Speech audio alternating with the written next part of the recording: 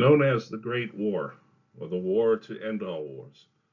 The First World War lasted for 4 years, 3 months, and 14 days, the fighting of which ended on November the 11th, 1918, which is now celebrated as Armistice Day in the British Dominions in France and Veterans Day in the United States.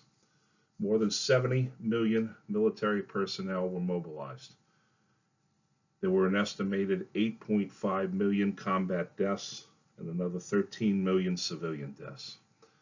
In addition, the resulting genocides and the outbreak of what was called the Spanish influenza pandemic caused approximately 100 million more deaths worldwide. The war itself would change everything and can rightfully be considered as the actual start of the 20th century. Revolutions and uprisings brought an end to the German and Austrian empires. It brought forward the United States and the new Soviet Russia as potential leaders on the world stage. At the end of it, the failure of the victorious nations to produce a lasting peace, combined with the resurgence of ultranationalism that will result in an even deadlier war 20 years later. This was a war about empire. That has to be understood more than anything. These are the world empires at the time of the First World War. And you can see how much of the globe many of these imperial nations covered. There have been global wars in the sense of having fought it all over the globe, such as with the French and Indian War of 1754. However, by looking at this map, you see the participants in the First World War. Those fighting along with the Allies at one point or another are depicted in green, while the Central Powers are depicted in orange and the neutral countries in gray. If one person were to have emerged from the First World War as a true hero, it would have been Albert I, King of the Belgians. He came from the house of Saxe-Coburg-Gotha, which was the same family as that of the British royal family until it changed its name to Windsor in the middle of the war. He was only 35 when the First World War began. He was somewhat of an accidental king. He was the nephew of the previous king. He had older brothers who died. His father had died, and it left him with the throne. But he proved to be one of the true heroes of the war. Despite the fact that the Germans overran most of his country, he refused to surrender. He led his forces throughout the war. It was his decision to resist the Germans at the outset of the war, and that allowed the French enough time to rally and prepare for the First Battle of the Marne. He personally led troops at the front, and his wife, the Queen, worked as a nurse at the field hospitals behind the lines. In one of the great ifs, he died in a climbing accident in 1934, leaving Belgium in the hands of his inexperienced and timid son, Leopold III. Barbara Tuchman's Nobel Prize-winning popular history about the early days of the First World War is titled The Guns of August. Thus, I have made a small play on that title with the parades of July that preceded the war that began in August 1914. We shall take a look at the military plans, the theaters of war, then the opening battles. Then we'll take a look at German atrocities, I put into a question mark. Trench warfare of the Western Front, then there's the Eastern Front, the blockade and the war at sea, and then the innovations of the Great War. This is a new war of technology that is emerging. Here you see a British military regiment parading through the streets of London on its way to the railroad station, where it would then be taken down to the coast, where they would then embark on ships for the ports of Dunkirk and Calais and the fields of France. Notice the ebullience of this picture, the bunting, the crowds cheering away. Everybody thinks that the war is going to be over in 6 or 7 weeks at the most. Now, from the end of the Franco-Prussian War, both France and Germany began to initiate a series of plans in preparation for what they knew would be the next war. The high commands of both armies went through a series of military plans trying to explore the best options to invade the other's country or to defend their own country from invasion. The Germans understood that when they fought a war, they would have to fight a war on two fronts, France on the west and Russia on the east.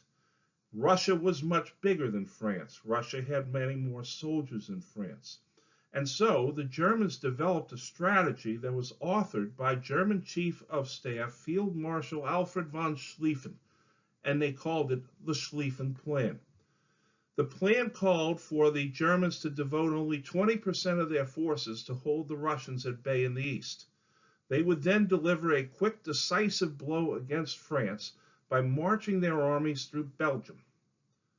This would then flank the French armies along the coast of the North Sea and envelop Paris and the French army, forcing a surrender. Once the French surrendered, they would then turn their attention to the more numerous Russians.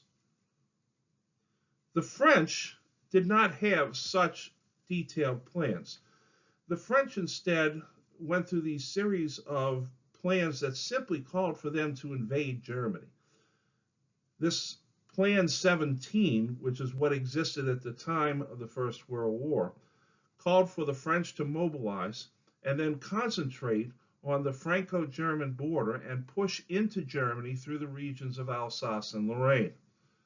What they would rely on more than anything was the dashing spirit of the French troops, what they called élan spirit.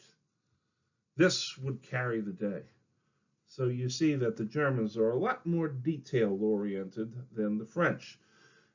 Nonetheless, this is what the plan that Field Marshal Joseph Joffre, who you see down in the lower right corner, had in mind for the Germans at the outset of the war. Now this map shows the concept of the Schlieffen Plan, which called for the far right flank of the German armies to have the man on the farthest end of the line with his foot in the North Sea and sweep around Paris and the French armies that they would then draw in and force a surrender. The problem was that Schlieffen died before the onset of the war, and the next chief of staff, Helmuth von Moltke, amended the plan and moved the German armies farther east and began to move them farther and farther east, and this ignored Paris. That was not a wise decision by the German staff. So here you see a map of what Plan 17 called for. It meant that there would be an onrush of French troops into Germany and punch a hole through Alsace and Lorraine, and that would force the German armies to then retreat back into Germany to handle this, and the French could dictate better terms. Now the Russians' plan involved pushing into East Prussia and Austrian Galicia and used the advantage of Russian numbers. The Russian military had 1.4 million men. It was the largest in the world, and it could mobilize up to 5 million more men. There was one problem. It only had 4.6 million rifles. And furthermore, the Russian military was in a great state of demoralization even at the outset of the war because of their loss in the Russo-Japanese War 10 years earlier. The other advantage that the Russians could use was the vastness of Russia in order to retreat, just as they had done in the days of Napoleon. Now, Austria counted on Germany to worry about the Russians, while it would invade the Balkans and punish Serbia. The British are the wild card here. How much of their army would they commit to the fight in Europe? The British military, the home military, was not that large. Much of the British military was overseas in India and at Hong Kong and other places like that. But they had the greatest navy in the world, and they would use that navy to strangle Germany, even though Germany was trying to challenge them on the high seas. The British, however, because of their empire, could bring in forces from the empire to fight. And so you will see a great number of Indian Gurkhas, Afghani fighters, Pakistani fighters as well. People from Burma will be fighting Many people from Asia will be fighting for the empire in this war eventually.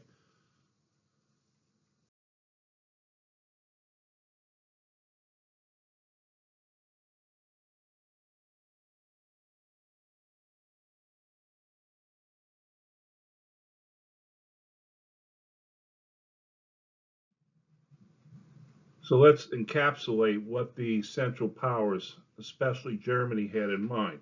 They would wheel into France through Belgium while holding the Russians off in the east and then turning their forces against the Russians and pushing as far into Russia as they possibly could once the French had been taken care of. As I said, this is a global war fought all over the continent by all number of nations. In Africa, nearly the entire continent broke out in fighting. In Asia, there was the seizure of German and Austrian possessions by the Japanese, especially many of the port cities of China that the Germans and Austrians used. In the Middle East, there was fighting throughout Palestine and the Ottoman Empire. Cities like Nazareth and Jerusalem, cities in Egypt, cities in what would become Iraq would be contested. The war was fought on the Italian front near the city of Venice and along the Alpine mountains that separated the Austrian Empire from Italy. The war, of course, was fought in the Balkans. This was between Austria, Russia, and Serbia. On the Eastern Front, this was Russia and Poland against the Germans in a very antiquated form of warfare, lots of horses and cavalry. But on the Western Front, in Belgium and France, where the French, British, German, and eventually the American armies would fight, this was a war of modern warfare, modern technology, machine guns, tanks, airplanes, poison gas. The war was fought at sea in many different areas. There's the Black Sea, where the Ottomans and the Austrians fought against the Russians. There was limited action in the Mediterranean. The Baltic was Russia against Germany. Eventually, Germany turned the Baltic into a German lake with the defeat of Russia. Of course, the Atlantic is where the main action took place. There you had the German Navy against the British Royal Navy and later the Americans. There was fighting in the North Sea and the English Channel. And of course, there was the high seas, where Germany took on the British Navy and again later the Americans. The war was also fought in the Pacific as Japan got into the act and began to take on certain German ships out in the Pacific. And of course, there was a new form of warfare for this new century, the airplane, which had only been invented about 10 years earlier. Now you had airplanes circling above, doing reconnaissance, bombing raids, and getting into fights with each other. Almost as soon as Austria declared war on Serbia in 1914 in July, there were gunboats going down the Danube shelling the city of Belgrade, and Austrian troops were invading Serbia. Now, Serbia would eventually stand and hold and inflict a big defeat on the Austrians, but then the Austrians would overwhelm the Serbians on that front later in the war. But the real action is on the Western and the Eastern Front. On the Western Front, the German Schlieffen Plan had a timetable of 6 days to march through Belgium. The problem was that King Albert had told the Germans that they could not march through Belgium. Well, the Germans did it anyway. But the Belgian army, which was very small, fought very valiantly, especially around the city of Liège, which is considered to be one of a fortress city. It has many great fortresses and artillery pieces around it. And it took a long time for the Germans to reduce the city of Liège. This delayed the German advance. It took the Germans 18 days to march through Belgium rather than 6 days. This gives the French enough time to realize the threat that their Plan 17 was certainly not going to work, and that they would have to turn and fight the Germans. At the Battle of the Frontiers, the French, under the command of Field Marshal Joseph Joffre, met the Germans under the command of Field Marshal Helmuth von Moltke the Younger. known as the younger Moltke, because there was an older Helmuth von Moltke, who's his great uncle. They were joined in the field, the French were, by the British, who nicknamed themselves the Old Contemptibles. And this was because the Kaiser, when asked about the British Army, he said, that's a contemptible old force. And so they call themselves the Old Contemptibles. Despite the valiance of the French and the British, the Germans won this battle. It was a major German victory, and now sends the French into great retreat. And they are falling back and coming closer and closer to Paris. But Joffre was not so much running away from the Germans as he was retreating before them. He was mustering his forces for a counterattack. What he did is basically what many armies have done over time, is that you draw your enemy on. You make him waste energy in the march. The Germans were moving very quickly. They were thirsty. They were tired. And finally, at the Marne River, which guards the gateway to Paris, Joffre turned on the Germans and inflicted a major French victory. It's called the Miracle of the Marne. And it wasn't so much a miracle as it was simply good planning and good resolve by Joffre and the French forces. They were helped by what was called the taxicab corps.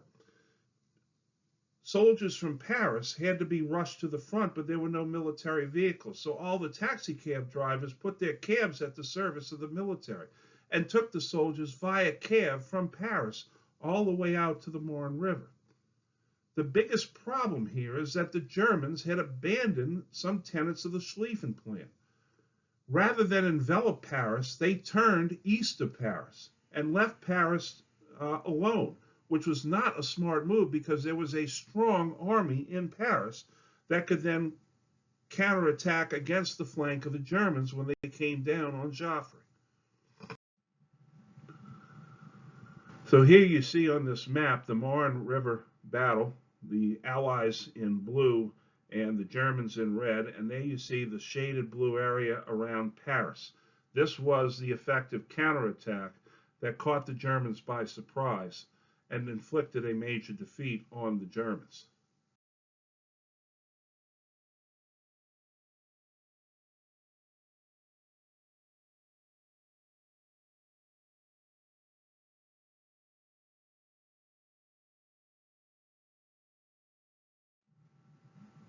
Let us look now at some of the leaders and the commanders and the politicians that guided the war effort on both sides. For the Germans, of course, there was the Kaiser on the left with his upswept mustache and his chancellor at the outset of the war, Theobald von Bethmann-Hollweg. Here you see some of the German commanders. At the far left is Erich von Falkenhayn. He was the chief of the German General Staff at the outset of the war. In the center is Field Marshal Paul von Hindenburg. Hindenburg was the hero of the war in the east, and then he would take over the German armies in the west, and he was very ably assisted by his second in command, General Erich Ludendorff, on the far right. Together, Hindenburg and Ludendorff would put together the strategy that the Germans would try to win the war with in the West, and it would ultimately fail. Hindenburg was very cerebral, very calm, collected, almost plodding. Ludendorff, on the other hand, had this boundless energy and was constantly going from one task to the next. They made a good team. Here are the three German commanders at the Marne River. From left to right, General Karl von Bülow, who had the far eastern flank of the army, and Alexander von Kluck, who had the far western flank of the German army. And he is the one that makes the decision to ignore his orders, which he could do, and turns his army eastward away from Paris rather than sweeping around Paris. And Albrecht von Württemberg, who you see there, he was in charge of the main force in the center that would take the brunt of the fighting at the Marne River. There were also two other corps commanders in this battle for the Germans. On the far left is Crown Prince Wilhelm, who was the son of the Kaiser and the heir to the throne. He was a capable commander, but he did have one particular problem, is that he was always trying to call his girlfriend back in Germany during the battles. On the far right is Max von Hausen, another corps commander during the Battle of the Marne. The French actually had 5 prime ministers throughout the course of this war. Here are 3 of them, from left to right. Raymond Poincaré, you see there on the far left. He was the prime minister at the outset of the war. Aristide Briand, who would serve 11 terms as French prime minister. He would later help pen a treaty, an agreement called the Kellogg-Briand Pact that would outlaw war forever in 1928. And on the far right is Georges Clemenceau. Clemenceau was called the Tiger of France. He was the prime minister at the end of the war. He was 76 years old when he took over as prime minister. And when people asked him, are you fit enough to be the prime minister at age 76? He responded, I have 2 mistresses. And that was proof enough. Here are some of the French commanders. On the far left is Ferdinand Foch, Marshal Foch. There's a street named after him in Lakeview. Ferdinand Foch was the second in command to Joffre, and then he became commander-in-chief of the French forces during the First World War, and would be the supreme commander of all Allied forces near the end of the First World War. In the center is Field Marshal Joseph Gallieni. Gallieni was an elderly soldier who they said, well, we'll put him in Paris because there's nothing much he can do damage-wise there. But instead, he organized a great defense of Paris and was able to put together the taxicab corps that went out and went to the Marne River. And on the far right, appearing now, Major Alfred Dreyfus. Yes, the very same Alfred Dreyfus who had been drummed out of the service for treason, court-martialed, sentenced to Devil's Island, had become the subject of the great debate in France over Dreyfus's innocence or guilt. He was given a pardon. He was then reinstated into the army. At age 55, he participated in the defense of Paris and won several medals in the process.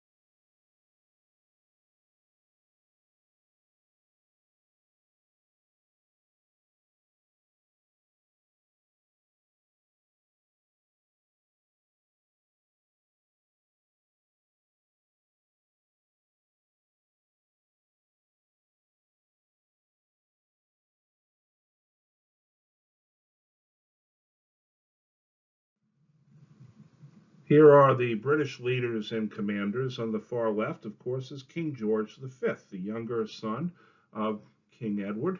His older brother had died, so he had become Prince of Wales and then the king. His first cousin was the Kaiser. His first cousin was the Tsar of Russia. The Prime Minister of England at the outset was Herbert Asquith, who was a member of the Liberal Party.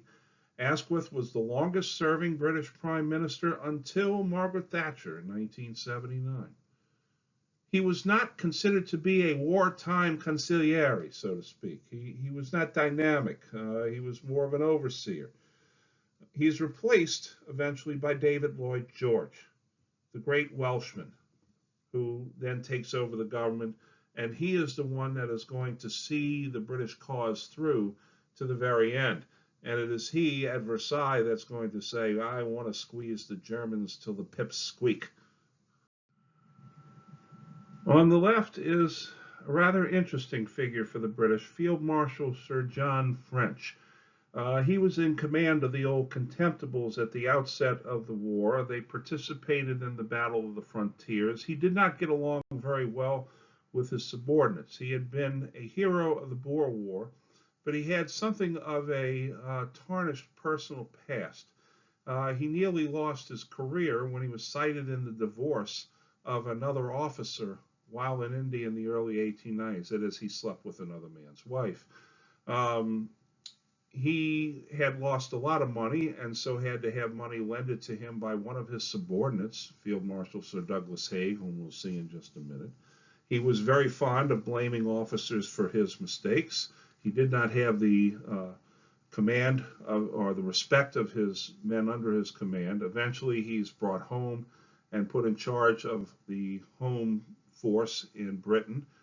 Again, he begins to piss people off with his notes and is intriguing, so they sent him over to Ireland. And just to show you what a execrable human being he really was, his own sister was on the Republican side during the Irish War of Rebellion. On the right is Lord Horatio Herbert Kitchener. Lord Kitchener was the Minister of War. He is the one that predicted against everybody else's predictions.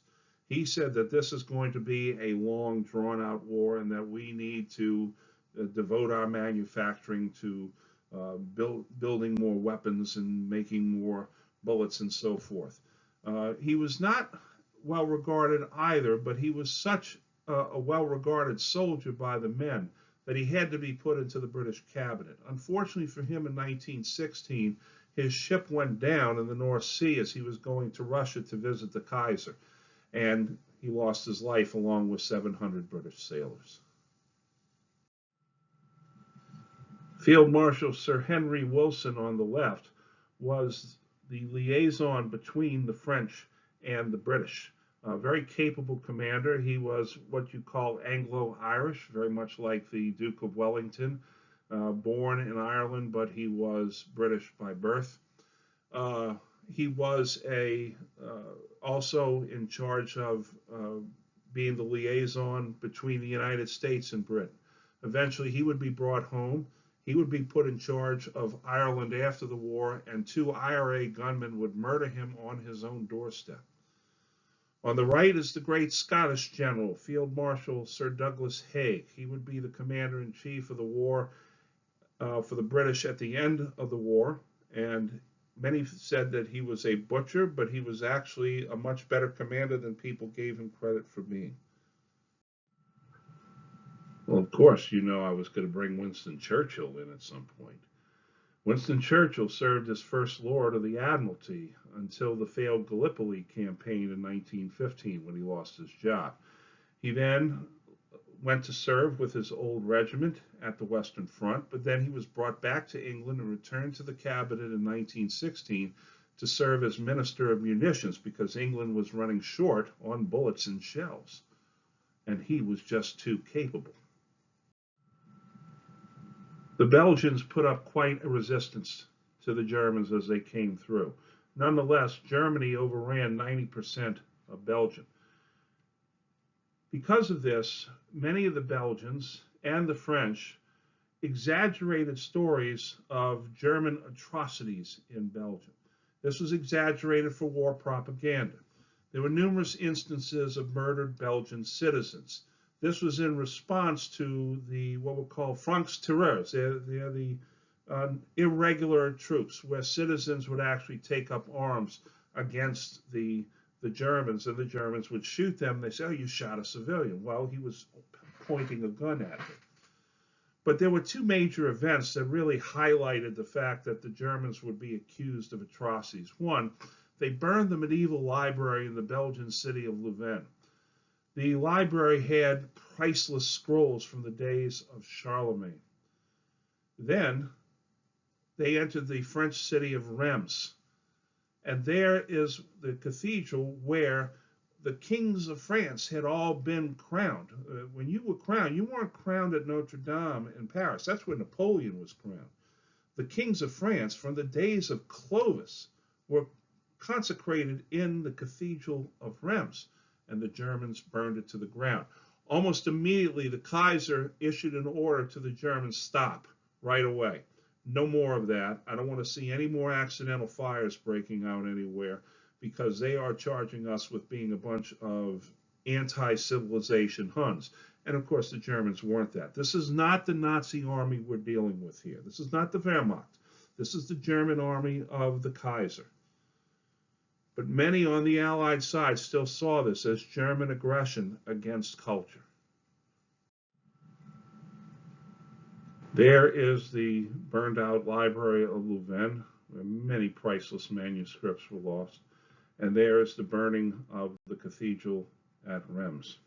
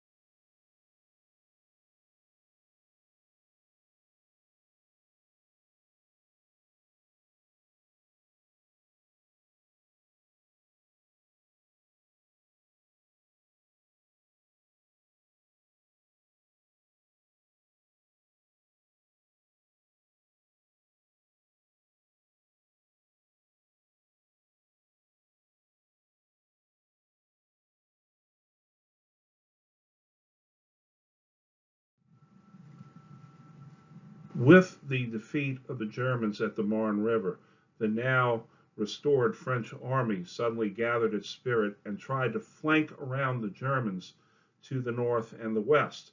The Germans responded by flanking themselves, and this began what was known as the race to the sea. And along each stop along the way, the armies begin to settle into static trenches. They begin to dig in. These trenches were not just simply trenches in the ground. They were reinforced by barbed wire and machine guns, one of the great technological improvements of warfare, a water-cooled machine gun. To keep the barrel from getting hot, you cycled water through it. This rendered old-style warfare obsolete. You're not going to have any more Gettysburg and Fredericksburg-style charges, although they would try those Napoleonic-style war charges throughout. The trenches stretched from the Alps to the North Sea. In between the trenches was no man's land, which very quickly began to resemble a moonscape of craters. And oftentimes those craters would fill up with water. And oftentimes dead soldiers who were left out there would come floating up into the water when you were in it. The trenches meant that the war would now last for years instead of weeks. This is a map showing the movement of the Western Front from 1914 to 1918. This would be a war in which hundreds of thousands of men would be killed or wounded in order to gain only several hundred yards of ground. This is a British trench during the First World War on the Western Front. The Allied trenches were not nice places to be. They were crawling with rats and filth, and when soldiers complained about the conditions in the trenches, their commanders often said, "That's because we want you out of them and moving forward," which was really an impossibility at times. The German trenches, on the other hand, remember that the Germans are in France. They don't really have to invade that hard or move forward that hard, although they will try. Their trenches were far more comfortable. Now, the war on the Eastern Front is a lot different than the war on the Western Front. Now, the main problem for Germany were the Russian railroads. The Russian gauge, that is, the width of the track, was narrower than the German gauge, which meant that you could not simply take a rail car and go right into Russia from a German line to a Russian line. And that was done on purpose for that specific reason. So that's one thing holding up the Germans. The second major problem is that Russia is big. Remember that during Napoleon? The further you go into Russia, the bigger and more expansive it gets. But the Germans at first are not worried about invading Russia. They are holding the Russians off with a slight defense screen. At the Battle of Tannenberg, the Russians' armies now come in, and Paul von Hindenburg flanks the Russian army and then proceeds to slaughter the Russians. And more than 90,000 Russians are captured at the Battle of Tannenberg. The next battle is the Battle of the Masurian Lakes. This is again a Russian disaster. The Eastern Front, as opposed to the Western Front, is more mobile, but it is bloodier. The Russian army is not doing well. Soldiers are getting captured right and left, getting slaughtered right and left. Things are not well with the army, and the Tsar makes a fateful decision. Despite the fact that he has no experience in running military at all, he makes the decision to go to the front and take control of the army himself. It is a major political blunder because it leaves his wife Alexandra back in St. Petersburg, and she is the effective runner of the government at that point, and she is being advised at that time by Rasputin. This will be the Tsar's undoing. On the left is Tsar Nicholas. On the right is his uncle, Grand Duke Nicholas Nikolaevich, a very, very capable commander who was often hamstrung by the other generals and by the Tsar himself. He was 6'8" tall. He towered over the Tsar and everybody else he met. On the left is Russian General Alexander Samsonov, and on the right, Russian General Paul von Rennenkampf. Notice the German name on a Russian general. That brought him under suspicion. And when von Rennenkampf lost the Battle of Tannenberg along with Samsonov, he was under even more suspicion. But he was actually a very capable commander. Samsonov committed suicide after Tannenberg rather than face the humiliation of a retreat. Now, when it came to the war at sea, Britain adopted a policy of blockading Germany and making sure that ships could not supply Germany with the necessary materials for war.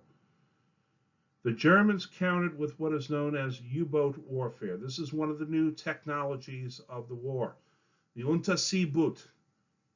Now, these submarines that had to come to the surface from time to time because then it could run under diesel power and recharge its batteries.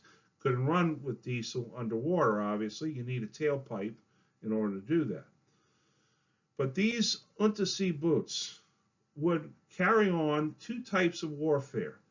At first, it would be called restricted submarine warfare. That meant it would sink only warships or supply vessels that are marked as wartime supply vessels. The other type is unrestricted submarine warfare. This is when the German Navy would sink any ship that it suspected of carrying war materials. This came to be a problem for the Germans on May the 7th, 1915. Off the coast of Ireland, the Germans sunk the cruise ship Lusitania, and 1,100 people died on that, including 128 Americans. And this is in 1915, and the Americans throughout the country are enraged by this. They are clamoring for war. They are led by Theodore Roosevelt, the former president, asking them to go to war.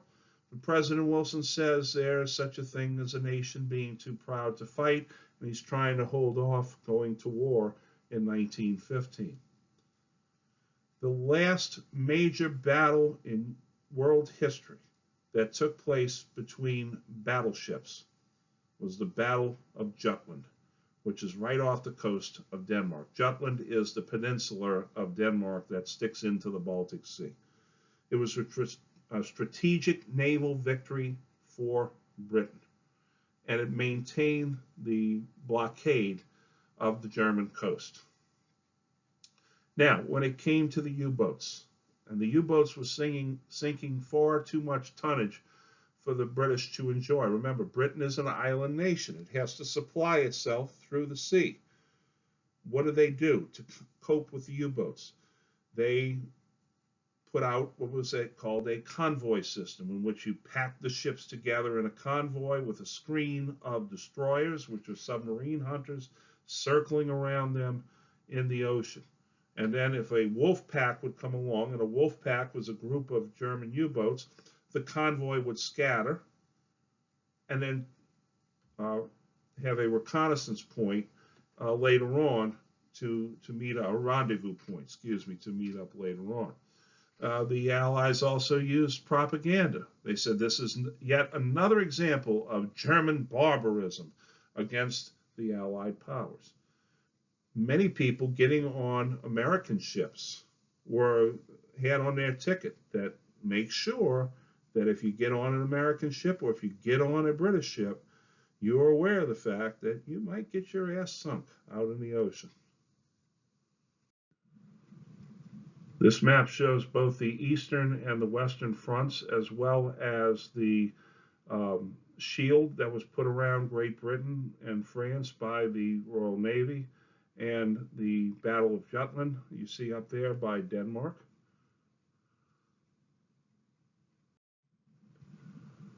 There is an artist's rendition of a German U-boat, an Unterseeboot. That is the White Star Line ship Lusitania, the same company that built the Titanic, built the Lusitania.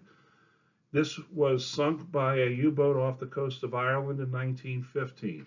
As I said, 1,100 passengers died, 128 of them were Americans, but we now know later on that this ship was also carrying materials of war, which made it a legitimate target for the U-boats.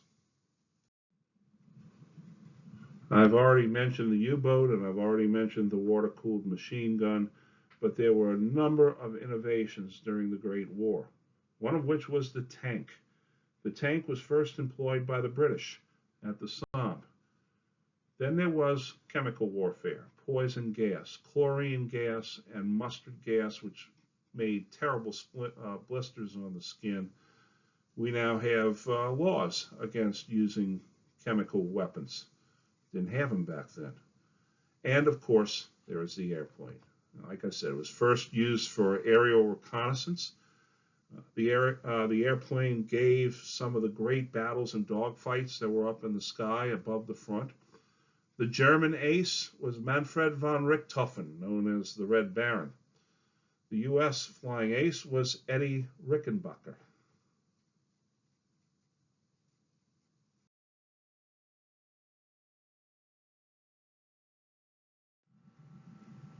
I don't know if any of you all have had the pleasure of having Red Baron pizza that you get frozen in the store, but you notice that the Red Baron is mustachioed. Manfred von Richthofen never had a mustache. On the right is Eddie Rickenbacker. There you see a World War I tank that was used near the Battle of Arras during the Somme campaign. Here you see poison gas and soldiers moving through poison gas with masks. At first, what you did was you hoped that the wind was blowing toward the other guy's trenches, and then you opened up the valves and released the gas. Later on, they developed what was known as the explosive gas shell that you could lob onto the enemy. Although it was a terrible weapon, it did not have a great effect on the war one way or another on the Western Front, although it would have a great effect on the Italian front near the Battle of Caporetto. Here are some World War I airplanes. In the upper right is a Spad Series 13 that was developed by the French during the war.